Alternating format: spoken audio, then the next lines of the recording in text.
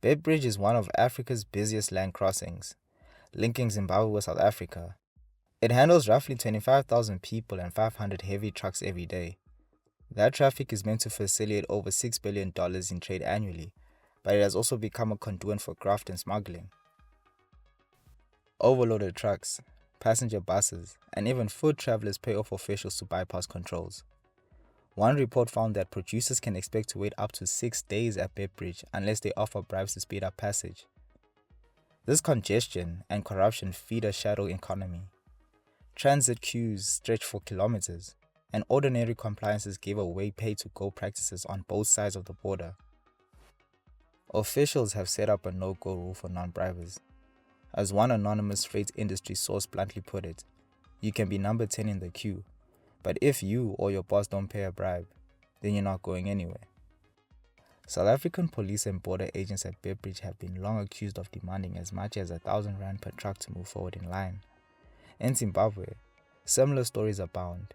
Illegal traders, after custom clearance, loading contraband into trailers beyond inspectors' sights.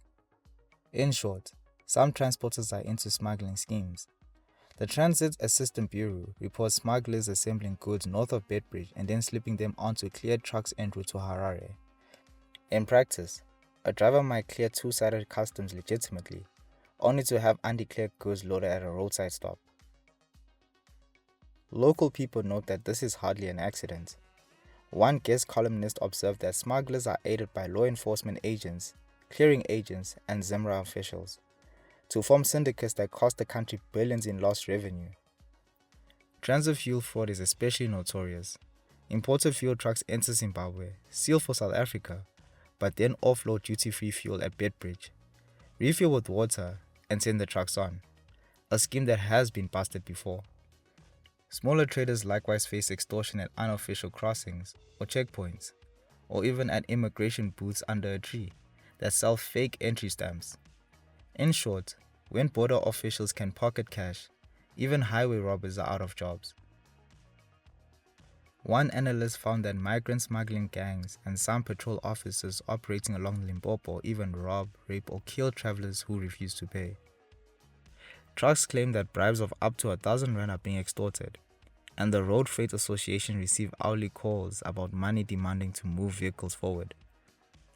On the Zimbabwean side, anti-smuggling sweeps have yielded dramatic seizures.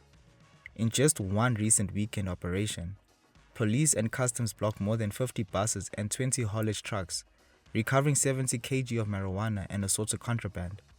State press noted that this was part of a government-wide anti-smuggling blitz, under a new task force intended to restore order.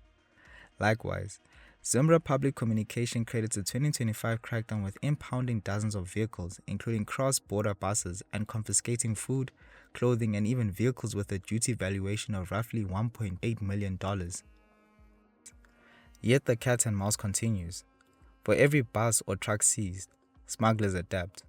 One recent drama highlights the length to which drivers will go. In March 2023, a ZIMRA agent at Beitbridge ordered a container inspection of a 30-ton rig. Instead of stopping, the truck smashed through the border boom and led police on a 250-kilometer high-speed chase through Masvangu province. The chase ended at a mine when the truck driver fled on foot, leaving his load of groceries. Both his truck and second haulage rig from the same company, captured at the border, were impounded, filled with undeclared foodstuff. Stories like this are common. Drivers become fugitives or held responsible. Long-distance passenger buses face their own system of extortion. Investigations by Zimbabwean media and transport sources reveal a cartel running through the Beitbridge terminal. Despite official custom checkpoints, many expired passport holders, particularly foreigners returning home on a work visa, simply hand over their passport to bus crews who pay under-the-counter bribes to get them stamped at hidden roadside offices. One undercover source admitted, "We pay R3,000 if we don't want our bus to be searched. R300 so that the police dog won't come in. R500 so that our bus won't be scanned at the border." Further down the road, drivers may hand R600 to CID detectives, R200 to R300 to traffic police, and R600 to R800 to the army, just to ensure safe passage. After all of that, the bus profit margin vanishes. Frustrated drivers have protested.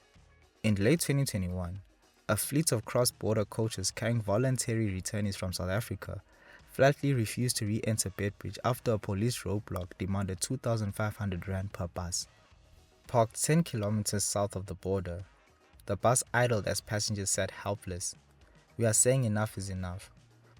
A fellow driver noted that they were carrying Zimbabwean citizens on official return travel, yet officials were treating them like border jumpers and extorting them regardless. These episodes underscore how ordinary travelers and bus crews become collateral damage in the corrupt enforcement system.